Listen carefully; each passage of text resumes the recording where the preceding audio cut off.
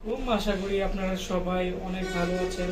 আজকে আমাদের এখানে আমরা একটা ল্যাপটপ ঠিক করলাম, দেখলাম যে ব্যাটারি ভালো না। তো আসলে আমরা যদি এখন এই ব্যাটারি আমরা এখান থেকে অর্ডার করি ঢাকা থেকে বা বিভিন্ন জায়গা থেকে, আসলে নতুন ব্যাটারি লাগাইলে যে সমস্যাটি হয় এটি হচ্ছে ভালো ব্যাকআপ দেয় না বা বিভিন্ন প্রবলেম।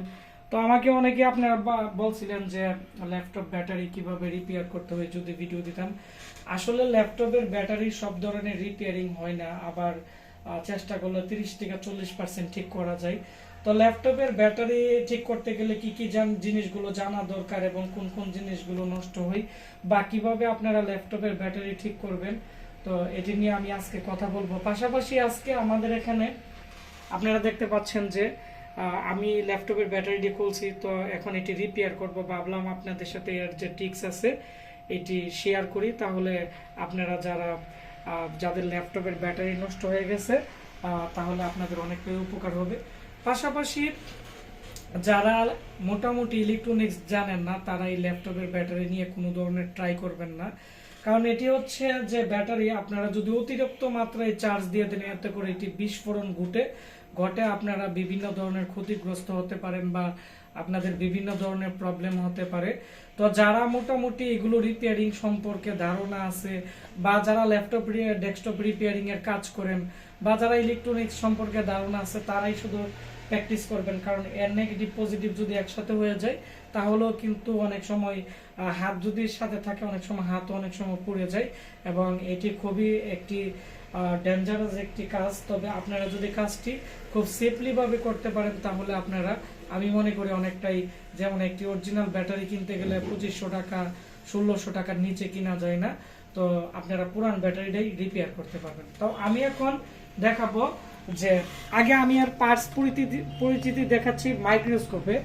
তো প্রথমত এটি হচ্ছে আপনারা দেখতে পাচ্ছেন এর মধ্যে 4টি ব্যাটারি আছে, প্রত্যেকটা ব্যাটারি 3.6 ভোল্ট।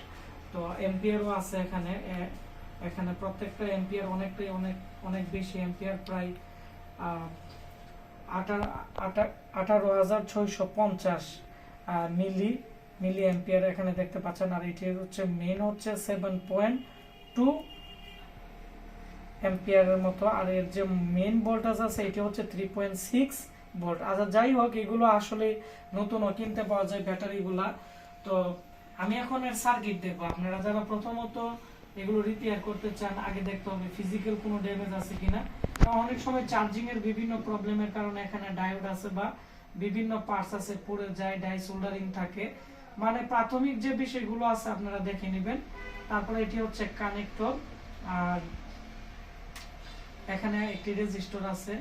তো এই রেজিস্টর অনেক সময় নষ্ট হয়ে যায়, আগে মাল্টিমিটারে কন্টিনিউটি মোডে দেখতে হবে এই রেজিস্টর ঠিক আছে কিনা। এটি কিন্তু মেইন, এখানে দেখতে পাচ্ছেন এই সাপ্লাইটি কিন্তু এখান থেকে কিন্তু এখানেই কানেক্টেড, আর এখানে সিরামিক ক্যাপাসিটর অনেক সময় শর্ট হয়, যার ফলে অনেক সময় ব্যাটারি লাগাইলে কিন্তু ল্যাপটপ কিন্তু পাওয়ারই কিন্তু আসে না। তো এই জিনিসগুলো আপনারা খেয়াল রাখতে হবে যে এর মধ্যে পুরো আছে কিনা বা কোনো কিছু সমস্যা আছে কিনা। তো সার্কিট যদি ভালো থাকে তারপরে যদি ব্যাটারির যদি এটি ব্যাকআপ না দেয় বা চার্জ না হয়, প্রথমত আপনারা ল্যাপটপ মাদারবোর্ডে, আমি ল্যাপটপ রিপেয়ারিং এর জন্য দুইটি বোর্ড আছে, আমি এরপরে এই কাজটি করব। তো এখানে কিন্তু কানেক্টর আছে, এই কানেক্টরের দুইটিতে থাকবে 3.3 ভোল্টেজ। তো এলডিও সেকশন থেকে আসলে এই 3.3 ভোল্টেজ অলওয়েজ ভোল্টেজ আসে। আর এক নাম্বার যে পিন আছে এটি হচ্ছে 11 ভোল্টেজ অথবা 14 ভোল্টেজ, মানে ব্যাটারির রিকোয়ারমেন্ট যত তত ভোল্টেজ কিন্তু ব্যাটারি চার্জিং এর মেইন মুসপেক থেকে আসে। এখন আমরা যদি এখানে ব্যাটারি লাগানোর পরে এখানে মেইন পজিটিভ দেখতে হবে ব্যাটারির যে ভোল্টেজ আছে 11 ভোল্টেজ, এই ভোল্টেজ আসে কিনা। এখানে যদি 0 ভোল্টেজ থাকে তার মানে ব্যাটারির যে এখানে যে ল্যাপটপের যে ব্যাটারি আছে এগুলোর যে ভোল্টেজ আছে হয়তো 3.3 এর জায়গায় যদি ব্যাটারি ভোল্টেজ কমে যায় তাহলে কিন্তু মূলত এই ব্যাটারির এখানে 0 ভোল্টেজ থাকবে। সার্কিট ভালো থাকলো এটি ব্যাকআপও দিবে না, চার্জও হবে না। এখানে কিন্তু মুসপেটের মাধ্যমে কিন্তু এটি কিন্তু সুইচিং চার্জিং একটা সিস্টেম, মানে ফুল চার্জ হলে চার্জ দিলেও এটি চার্জ নেবে না, এবং এটি এই ব্যাটারির সেফটির জন্য এই এখানে যে সার্কিট আছে এটি কিন্তু করা হয়েছে। তো এখন এখানে যদি মোটামুটি পরিপূর্ণ ভোল্টেজ যদি না থাকে, এটি চার্জও হবে না, এটি দিয়ে চলবে না, জিরো ভোল্টেজ থাকবে।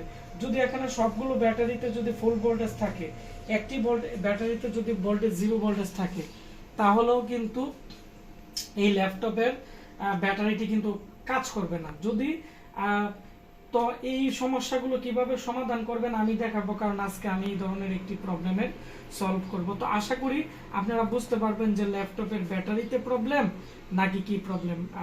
তো আপনারা ল্যাপটপের মাদারবোর্ড নিয়ে 1 নাম্বার যে পিন আছে পজিটিভ পিন, মানে ল্যাপটপ চার্জিং এর যে কয়েল আছে, যে পিন থেকে ওই 1 নাম্বার পিনে বিপ দিয়ে শর্ট ভ্যালু আসবে, তার মানে এটি হচ্ছে পজিটিভ পিন। আর ব্যাটারি লাগানোর পরে ব্যাটারির কয়েলে বা পজিটিভ পিনে আপনারা এই পাশ দিয়ে যখন ধরবেন মাল্টিমিটার দিয়ে, তখন দেখতে পারবেন ব্যাটারির ভোল্টেজ 11 ভোল্টেজ বা ব্যাটারির যত ভোল্টেজ তত ভোল্টেজ এখানে আসে কিনা। যদি না আসে ব্যাটারির সমস্যা আছে। আর 3.3 ভোল্টেজ যদি থাকে দুইটা পিনে, তার মানে হচ্ছে ব্যাটারি সেকশনও ভালো আছে। আর ব্যাটারি খোলা অবস্থায় পজিটিভের মধ্যে 1 ভোল্টেজ বা 2 ভোল্টেজ বা হাফ ভোল্টেজ থাকবে। যদি ব্যাটারি লাগানো হয় তখন ব্যাটারির ভোল্টেজের সাথে ক্যালকুলেশন করে আসে, ওর থেকে সিগন্যাল আসলে তখন এখানে ব্যাটারি চার্জিং এর মেইন মুসফেট কিন্তু এখানে আপনার ব্যাটারির যত ভোল্টেজ রিকোয়ারমেন্ট তত ভোল্টেজ দিবে আসলে। তো যাই হোক, এখন আমি আপনাদেরকে দেখাবো এই ব্যাটারিটি বসে আছে। তো প্রাথমিক পর্যায়ে আপনারা যে কাজটি করতে পারেন, এখানে যেহেতু আমি এটি চেক দিব, যেহেতু এই ব্যাটারির এখানে কোনো ধরনের ভোল্টেজ নেই, তো আমি এখানে গ্রাউন্ড পিনে আমি রেখে দিব একটি পিন। রাখার পরে আমি এই যে এখানে যে পজিটিভ পিন আছে, তো পজিটিভ পিনে কিন্তু কোনো ভোল্টেজ কিন্তু আমাদের এখানে মিটারে কিন্তু নাই, আর থাকলো অনেক কম ভোল্টেজ, এখানে 2 ভোল্টের মতো এরকম শো করবে।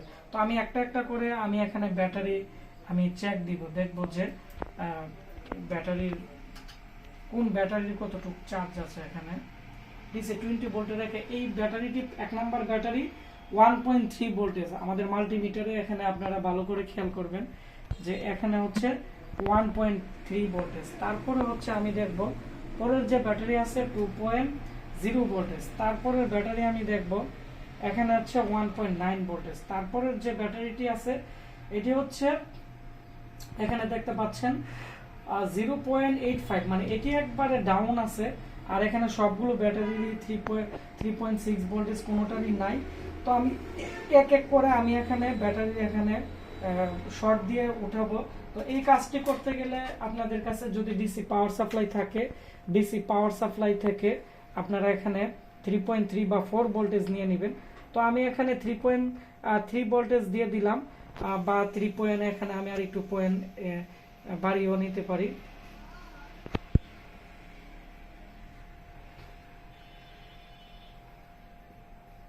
আমি এখানে 3.8 ভোল্টেজ এখানে সিলেক্ট করলাম।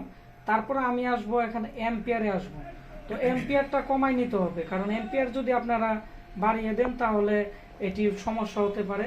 আমি এখানে এম্পিয়ার দিয়ে দিলাম 1.1 মিলি এম্পিয়ার দিয়ে দিলাম, কারণ এম্পিয়ার যদি বেশি থাকে তাহলে যে সমস্যাটি হবে এটি হচ্ছে এখানে 1.1 এম্পিয়ার আর 3.8 ভোল্ট আমি দিয়ে দিলাম। আর আমরা চার্জ করব হচ্ছে 5 থেকে সর্বোচ্চ 10 মিনিট।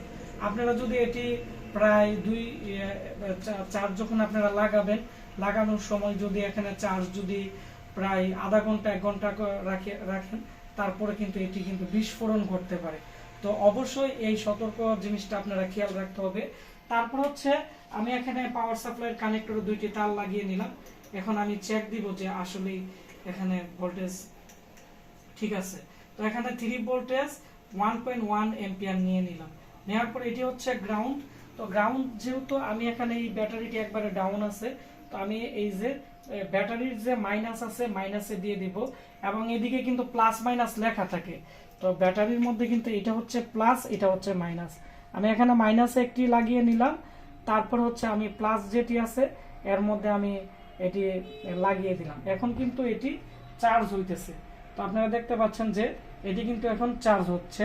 তো এইভাবে আমি 5 মিনিট করে সবটি চার্জ দিলে, তারপরে ব্যাটারি লেভেল যদি 3.60 সবগুলোর থাকে তাহলে আমি এটি ফিটিং করে দিব, এটি ঠিক হয়ে যাবে।